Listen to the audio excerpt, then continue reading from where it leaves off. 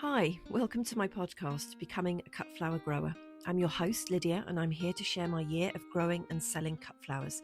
I'll be giving you the lowdown on everything I'm doing and sharing all the highs and lows, the good times and the inevitable disasters, all in real time. Join me on my cut flower journey, starting right now. Hello, and welcome to the latest episode. It's Tuesday, the 30th of September, 2025. Absolutely no idea at all where September went. It still kind of feels like the middle of August to me. Terrifying how fast time is going. So, a little tiny bit of chicken news just to kick off this evening. Mo isn't fully better. So, Mo's got some kind of abdomen gynecological issue. And after her very expensive vet visit on Friday, she still isn't fully recovered. In fact, she's not recovered at all, actually. She isn't any better, but she's not actually any worse. So, fingers crossed for Mo. She's one of my very special girls. And on the plus side, it does buy me a bit more time to find another chicken who can actually live with her and who she's not going to eat, because that is Mo's very special characteristic. She likes to eat feathers and she likes to eat bottoms. And yeah, she's a tricky lady, Mo. So I have been incredibly busy, actually, and it's not often that I come on the podcast and I'm like, wow, I have been so busy on the plot, so much to tell you, because it's kind of been a little bit of a quiet period for a while. But I have been doing lots of work with some help from my other half and the mothership, who've been helping me over the weekend. I think they got to a point where they were like, if we don't force her to do it, she is just going to procrastinate and prevaricate and find reasons why she can't do it. So they kind of manhandled me up there over the weekend, and we've got so much work done. It's been amazing. So, bed 3 in the new area. Actually, I should do a bit of a recap on that, because if you're new to the podcast, well, hello and welcome. But you may not be familiar with the story of this new area, and I'm talking about beds 1 to 4. So, basically, in May of this year, I paid a man called Nigel, who is a groundworks man, yeah, and he had a mini digger to come and lift the turf on about 200 square meter area that was next to the area that I was already growing in. And bless him, he turned up on a really, really hot day and he did a very, very good job. He scraped all the turf off, left it in a massive pile, and I was hoping to just jump in and start cultivating the soil. And of course, we had 4 heat waves this year and a drought all year, and it just became like an impossible task. And I got really, really busy with other jobs on the plot and kind of just left it and kept thinking, oh, I'll go and do that next week, next month. And it just didn't happen. So now is the time to do it, to get all the beds ready for the autumn. And the soil over there just had grass on it. It's just been a field. It did have cattle on it years ago, so it has been grazed and it's been fertilized, but the chickens were never down that area, and the grass was incredibly long. I left it really long. The deer would come through and wander around. It was all very nice, but it had all very much gone back to nature, so it was all a little bit crazy. So the soil is not the worst quality I've ever seen in the world, and now it's had a bit of rain on it, it's certainly looking a lot better. But in May, it just looked absolutely terrible. And so I'm ashamed to say that I did just leave it bare over the summer, which is a pretty awful thing to do, and wasn't my plan at all. But I've been working on it now. So bed 3 is, well, all the beds are about 14 meters long by 1 meter 20. I haven't worked out what I'm going to do in terms of the paths yet. I'm hoping to put bark down, but I will need quite a bit, so I'm not sure about that. But I've been digging out the thistles, digging out any little weeds that are down, and there's the tiniest bit of grass, but it's all having to be done by hand with a hori, which is pretty hard work on my wrists.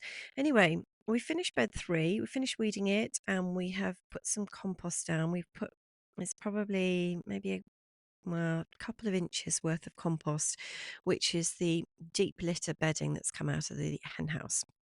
and it's lovely. Now, bed 4 is nearly fully weeded. There's just a bit in the middle that's very grassy that I have to get the spade out and do.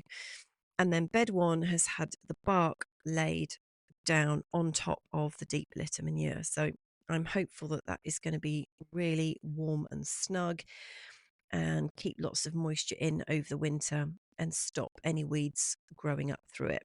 I will add some more bark if I need to. But it's pretty exciting to seeing these beds coming along, and they're all, perfectly straight lines, perfectly spaced, and they're right next to each other. So it kind of looks a little bit, dare I say, professional, because the bit I've been working on up until now is all very, very ad hoc, and I've just been clearing the space as the season's gone along. So I did a bit of this in 2024, which I talk about at the very earlier episodes when I first started the podcast in January this year. And I kind of kept, it was like mission creep, really. I kept just pinching bits. Now, the chickens were on it, and I kept sort of moving them and then just digging up where they'd been. And of course, wherever they'd been, it had been scratched and they'd pooed on it and messed everything around. So it was just really lovely soil. So I gradually started putting some trial beds in last year and then just encroaching more and more. So the soil that's been cultivated last year and before is really, really nice. The bits I've been working on this year, okay to average. And then obviously this new bit that Nigel lifted the turf for me, not been cultivated at all, not had any chickens running on it. So it's been interesting to see how the quality of the soil changes based on how cultivated it is. So the rest of the weekend, I've been cutting things back, doing little bits of weeding. I've mulched the perennial scabious, the cephalaria. They finally put on quite a bit of growth. I'm quite impressed with them, actually. So fingers crossed that they will have a good winter and flower nicely for me next year. And today I've been cutting buckets of flowers. I've finally given myself permission to cut flowers and just practice doing hand ties. So throughout the growing season, I was very much like, oh, I can't cut anything if it's not for sale or if it's not just for deadheading, or I don't want to waste anything. I might be messing things up. And the minute I cut something, somebody's going to order it and then I'll be in trouble. But now it feels like I can just cut things, make bouquets, just practice, refine the technique. It's taken me all year, I have to say. And I started very early on in the season with the very first cornflowers, and I struggled so much and I battled them all day.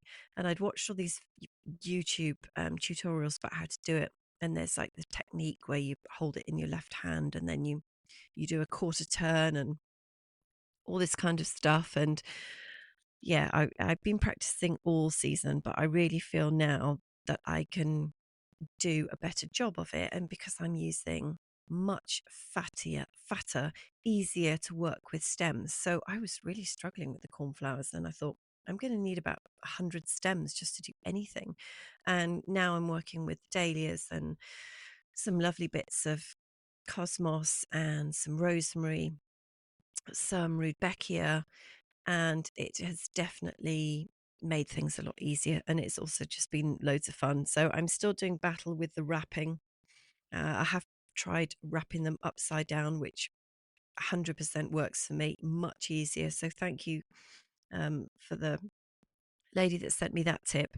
But I'd still definitely need to practice, and I'm also practicing doing bud vases as well. So also over the weekend, I have finally finished Kylie's room, which is going to be like a studio, like not a workshop. It's like a workspace, I suppose. I just needed somewhere that wasn't the feed room, because that's where everything has currently been living, and it's all been very messy. Probably looks really terrible when the florists come up and have a look. And I was worried that I was going to be brushing past things, and well, I was actually, and knocking them off and everything. And there were piles and piles of dried flowers like hanging from hooks all around the room, and it was all getting a bit chaotic.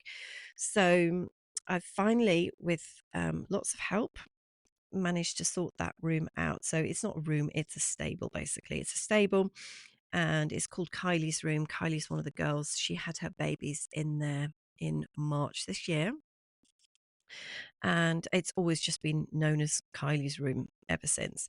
So I've got an old wardrobe in there, which has been wedged into a corner that's got some new handmade shelving on it. So that's all of the vases and coffee jars and olive jars and you name it jars, mayonnaise jars. I've been collecting them for the last 2 years, and friends and family have been collecting them for me. So I do have quite a lot of vases, and I didn't have any purpose in mind. I just knew I wanted to have lots of glass jars, and boy, do I have a lot of glass jars. So they're now arranged over about 5 different shelves. I've got a couple of chest of drawers in there now. So these are ones that I've just salvaged from being tipped or dumped. Always knew they'd come in handy. What else have I got? Oh, and my other half, he put these long wooden boards. They come off the front of a house. Somebody was having some work done and they didn't want them, and they were painted black on one side, and he was going to put them on the bonfire, and I said no, I'll keep them. They'll come in handy for something. And I realized over the weekend that I want to put them on the wall so that they can have screws in, so that I can hang all the dried flowers off these wooden bits rather than drilling loads of holes into the stable walls. And when we turned the wood over, on the other side of the black was just this really lovely natural wood. Somebody said, I think it's oak or something, I'm not sure. But they're like floorboards, I guess. But they've got lots of knots and not smooth edges. I'll put a photo on the Instagram, but they're really lovely. So they've gone up on the wall with screws in. So the dried flowers are now all hanging up. I've got a dustbin of teasels in the corner, really, really big ones, which I'm hoping to do something with this autumn. And a long, big mirror up on the wall to bounce the light around, because I'm off grid up there. And then it's just once the daylight goes, that's it, nothing. So I'm hoping that this mirror will kind of bounce the light around without actually bouncing sunlight and setting fire to anything. So I have thought about that in terms of where I put the glass and everything. And now I just need a really big work surface to work on. So I'm not quite sure the vision for this yet. I'd love to have an island in the center of the stable, but it's not big enough to have a big island. But I think I'm going to put some kind of work shelf up in front of the like where the stable door is, so that that gets plenty of natural light to work on. And I'm keeping my eyes out for a florist bucket stand. So my lovely wedding florist Jo, she's got a very, very classy arrangement, and I'm looking for something similar but not the same. They're very expensive to buy new, so I'm either thinking about making something, or rather the other half is going to be delegated to make something, or we're going to try and buy something. So he thought he'd got one for me, I think on eBay, but it had been sold in the end. But eyes peeled for that. And there's a lovely sandy floor in Kylie's room, so it's pretty easy to keep clean and tidy. It's quite nice to stand on it because it's a bit soft, and it's not like there's concrete underneath it, and I don't really want to be standing on concrete. But it had sand in there before I even got there, so I've just left that down. There's also a bit of room for some more shelving and actually another cupboard. I need to get another cupboard in there, I think, for seeds. A cupboard that opens, the doors open properly, because you know what it's like with chests of drawers. There's something about wooden chests of drawers, especially I suppose if they live outside, or rather in a stable.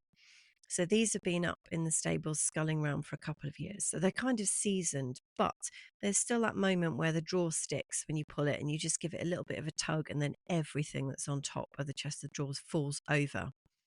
And I don't want to be getting into that scenario. So we either sand all the drawers down so that they just glide out. And then, of course, the trouble is that you tug on the handle and the entire drawer just comes away in your hand. Or I get a cupboard that's just like, or like a sideboard that just has doors that just open, and the seeds can be stored in there, because I'm quite sure the mice will be going in doing a recce. So it's got to all be mouse proof in there.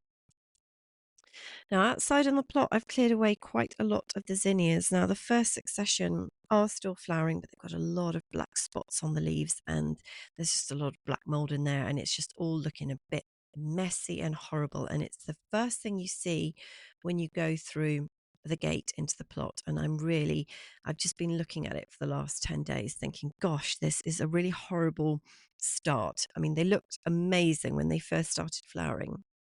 I was like, oh, this is the most amazing entrance to the plot. Well, now we're on the flip side of that and they look terrible. So I cut a lot of them down this morning.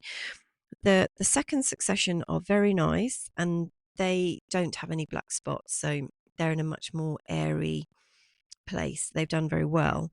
And I have just three, gorgeous pale pink, really big zinnias, which is what I bought all of these packets of zinnias for, and instead got all these horrific neon colors. But these pale pink ones are absolutely stunning, and that's what I really was aiming for. So I'm going to leave them and just harvest the seed for next year. So that's pretty exciting. So in the second part of the episode, I'd like to talk to you about the reflections on all the data crunching in the last episode. So if you listened to the last episode, it was last Friday, I talked a lot about this big spreadsheet I'd done with all these nerdy tabs and how geeky I was. And I'd been calculating how much I'd made, how many stems I'd sold, and what price. Actually, when I look back at it, I can't believe how many times I changed the stem price. And it wasn't just me being daft. There was a reason I did it every time. And I really should probably try and avoid doing that because it does make the calculations a lot more complicated. And I was trying to I was working out cost of production, sales, so that I could calculate net profit. And then I sorted all the data to find out my 10 most profitable plants for this year. And there was only one annual in the top 10, and that was the Craspedia, the little yellow golf balls on sticks. And it was quite a surprise for me to see that, because I have spent an extreme amount of time this year on the annuals, all of the sowing, the watering, the care, the transplanting, the planting out, the babysitting, the being out there at 6 o'clock in the morning watering them, being out there at 10 o'clock at night watering them, lunchtime watering, sometimes an afternoon watering, in and out of the greenhouse, in and out the car, going up to the plot. It was absolutely epic. So for me to see it in black and white that only one of them was particularly profitable was quite a heart-stopping moment. And so I talked about this in the last episode, and I had a very lovely message from Melissa in the States who asked basically what the findings of that report will mean for what I grow in 2026, which is, of course, an excellent question. And the answer is I 100% have to take all those findings on board. And so I decided yesterday, on the spur of the moment, that I was just going to buy perennial plugs and just pivot in that direction. And that's exactly what I did. So let me share with you what I've bought. I have bought, and these are very small, they're 5 centimeter module plugs. So they come in. I've ordered them from a company called J Parker's, who I order a lot of my plugs from, and seeds from, and bulbs actually. And I remember the first time I ordered these plug plants, I was expecting something that looked like a little tiny plant. And then what happens is the parcel comes through the door. It's about the size of a mobile phone, and you prise open this little tiny cardboard box, and inside are these almost like little specks of dust in little plastic trays, I guess. And they're absolutely tiny, and you think, oh my goodness, the company's made a mistake. And then you check through all the paperwork and you're like, no, they've done exactly the right thing. I've made a mistake and ordered completely the wrong thing. Anyway, these little tiny plugs, they're very, very good value for money, and they don't half get going quickly. So I'm not anticipating great things in 2026, but I'm hoping 27 and beyond should be great, because the Achillea that I was talking about, that did not make it into the top 10 most profitable plants, but they were pretty high up the chart actually. I bought them as tiny module plugs in 2019, and they languished in They're no, I potted them on, but they languished in those tiny little trays for ages. But now they are the most womphing great plants you've ever seen. Now, you might say to me, okay, well, that was 6 years ago. But I honestly, I left them in the trays for ages and ages, years, just because I'm like that. And they only went up to the plot in 2024. And they're absolutely huge. I mean, huge. So I don't think that is going to be a problem. But as I say, not expecting great things next year. But I might be okay. It just depends. So I have really decided that perennial plugs are the way to go. Not sowing perennials from seed. I did have success with that this year, but not everything flowered, and therefore it's not really a goer for next year.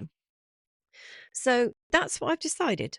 Pivoted over to the perennials. I will still be doing some annuals. And also, what I'm going to do, because we've kind of got to the end of the episode here, I'm going to talk about what I've actually bought with you on Friday, because I'll list them all and we'll talk about them. And I will also share with you the other things that I bought, which may have included peonies, bearded iris, and wait for it, roses. Oh, yes, we're going big on roses next year.